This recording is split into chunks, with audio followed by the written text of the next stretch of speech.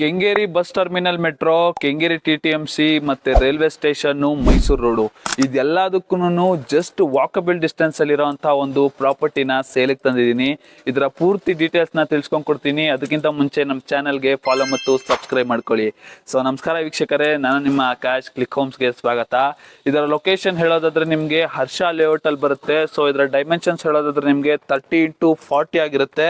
So ಇದು ಬಂದ್ಬಿಟ್ಟು north facing ಆಗಿರೋಂಥ ಸೈಟು. ಇನ್ನ ಇದರ ಅಪ್ರೂವಲ್ ಬಗ್ಗೆ ಹೇಳೋದಾದ್ರೆ ನಿಮಗೆ BBMP ಬಿ ಖಾತಾ ಬರುತ್ತೆ.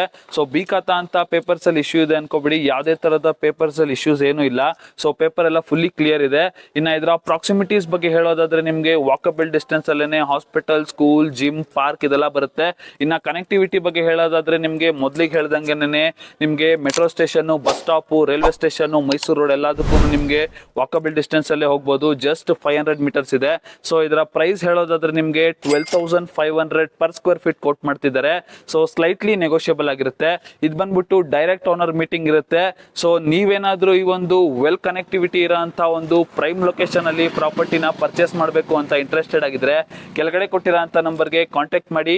ಮತ್ತೆ ಇದೇ ತರದ ವಿಡಿಯೋಗಳಿಗಾಗಿ ನಮ್ಮ ಚಾನೆಲ್ಗೆ ಲೈಕ್, ಶೇರು, ಕಮೆಂಟ್ ಮಾಡೋದನ್ನ ಮರಿಬೇಡಿ. Thank you.